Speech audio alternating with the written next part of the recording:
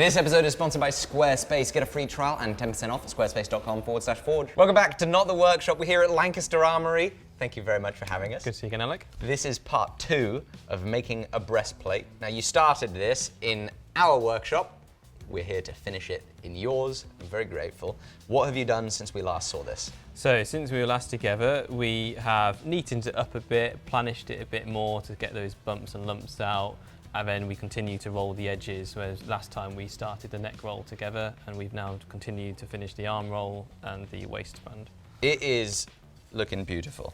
I think it looks so cool.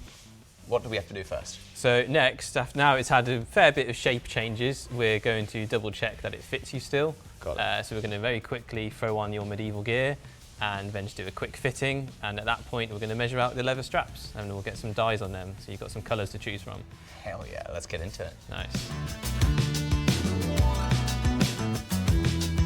Right, so yeah, that's looking like a pretty good fit so far. So we've got it in nice and tight and comfortable, just around above the hips. So that's supporting the armour then just above the hip bones when it's being strapped around later.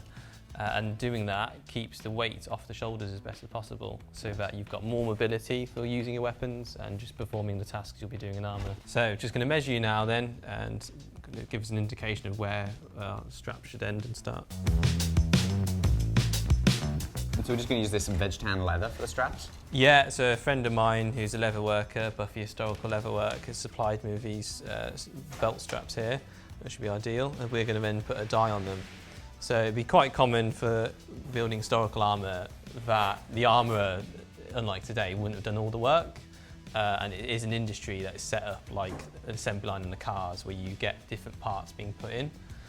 So the rivets, the buckles, hinges, straps, leatherwork, and even polishing the armour be done by separate companies to the armourers.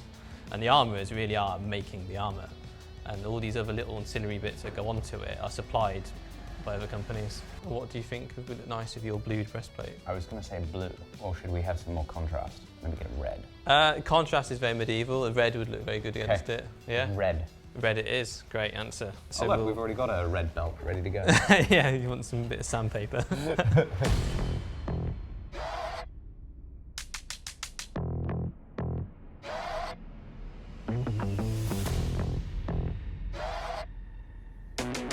So next up is just get this formed onto here, so it's just just perfect, a little no bit gaps. more. Yeah.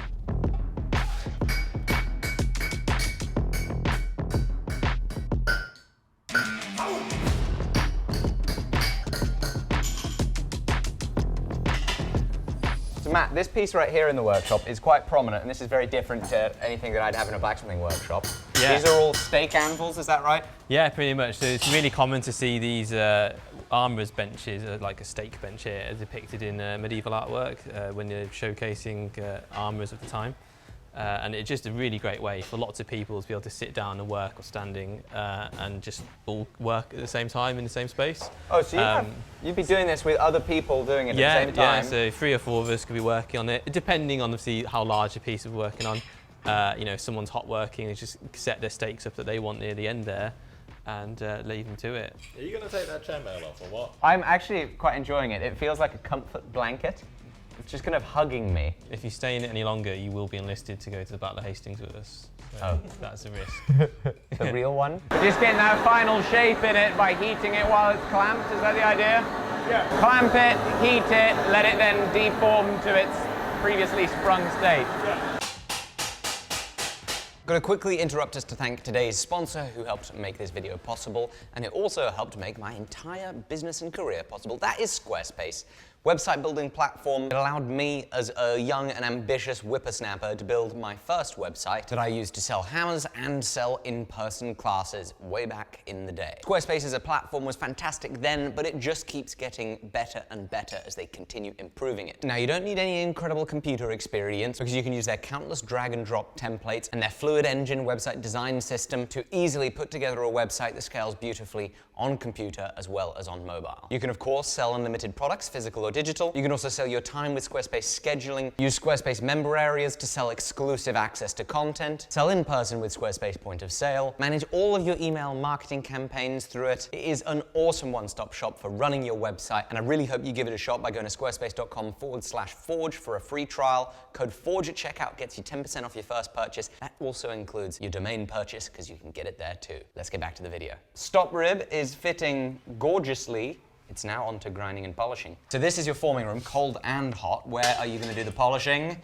Right, the polishing happens in here. Okay, so you got a lot of very different looking machines. Yeah, we've got a nice spacious layout in here as well. I recognize this belt grinder. Yeah, I saw that at yours as well. Yeah, recognize that. Super nice, big contact wheel. This is something that you commonly use. Yeah, a lot of the time that is what I use for saws. And again, I've got the same contact wheel changes that you get. You know, your 2-inch ones, 6 inches and stuff like that.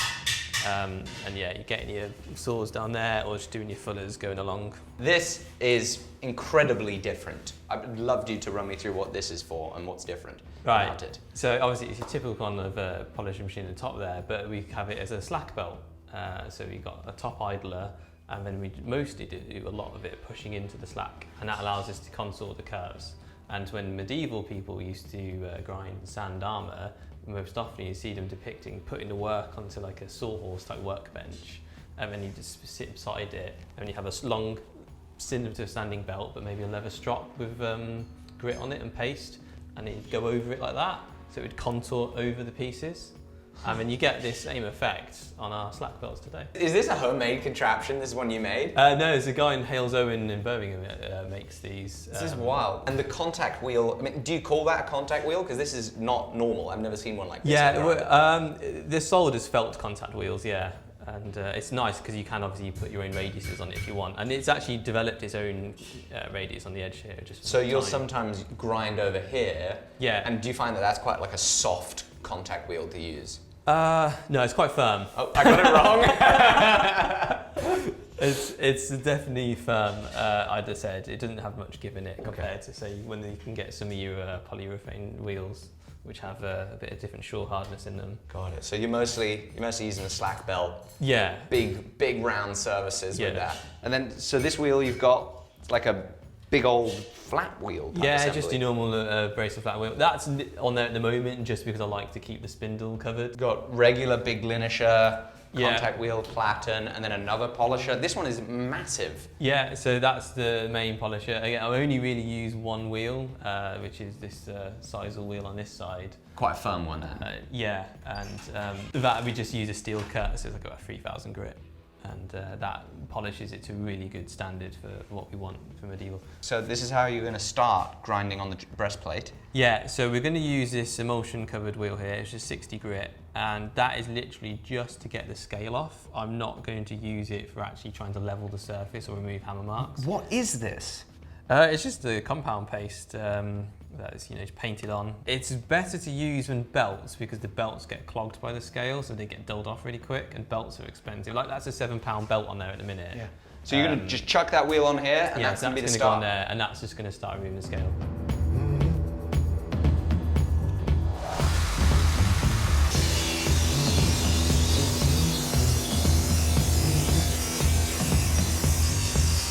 I can't believe how good that works.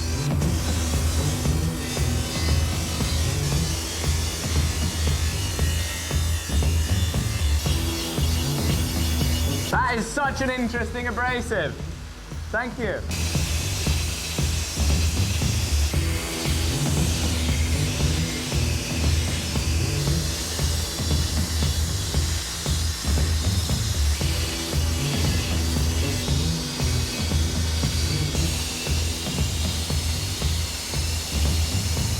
Thing is looking awesome at 24 grit. I can't believe what quick work was made of that.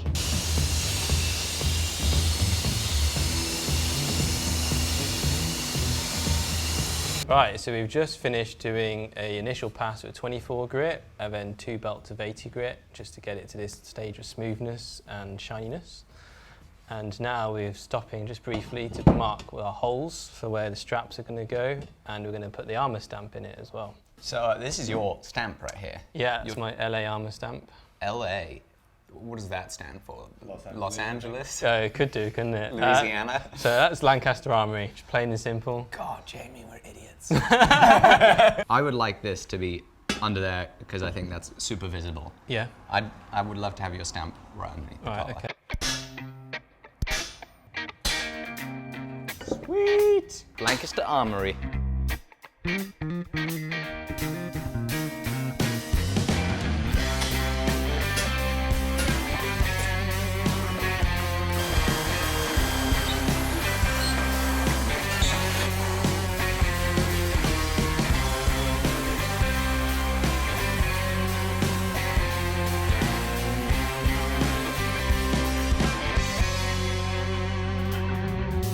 You got a pretty nice 180 finish here on this. Yes. What do you need to do next? Right, so now we're just going to mark where this is going to go, get its holes drilled, and then after that we can start cleaning this up, get it to a nice little polish, and while that's going on we're going to have some file marks by hand going around the rolled edges to clean them out, and then some hand sanding to finish off the edges and the bulk of the plate, ready for a polish.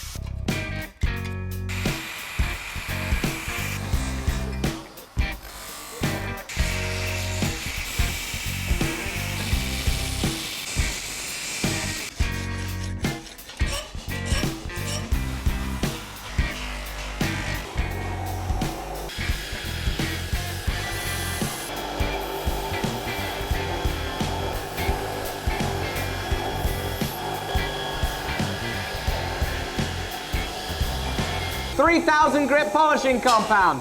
Wild how much progress it's making on that steel.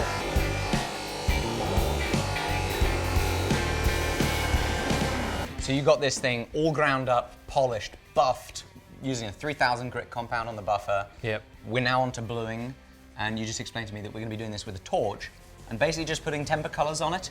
Yeah, pretty much that's it, yeah. Put a temper colour on it and try and get a nice blue. Which is not going to be easy.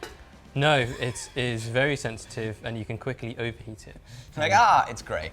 Yeah, exactly. Great. We have a little bit of wiggle room where we can get some nice spectrum of colours of blue still, but yeah, it doesn't last very long at all.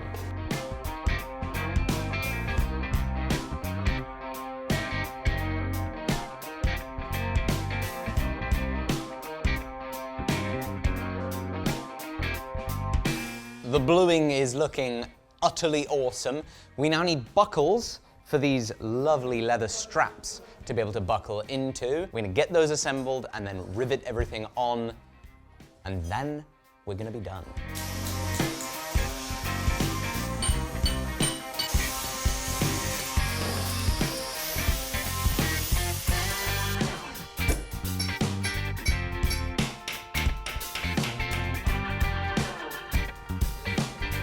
See, that makes it look quite candy-iridescent. That is incredible. It's kind of neat to use a leather washer for this, so you're not scratching things. No, dust coming over it.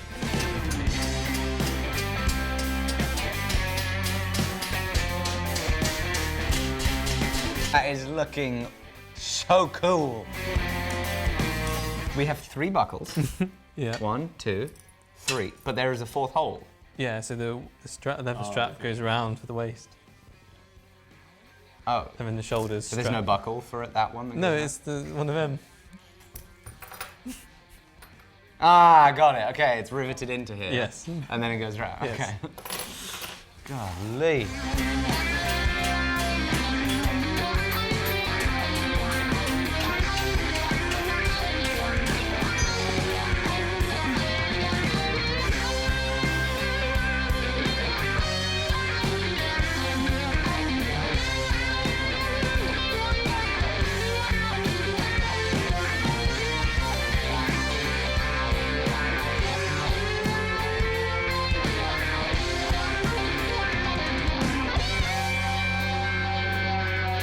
I cannot believe how good it feels to have this thing on.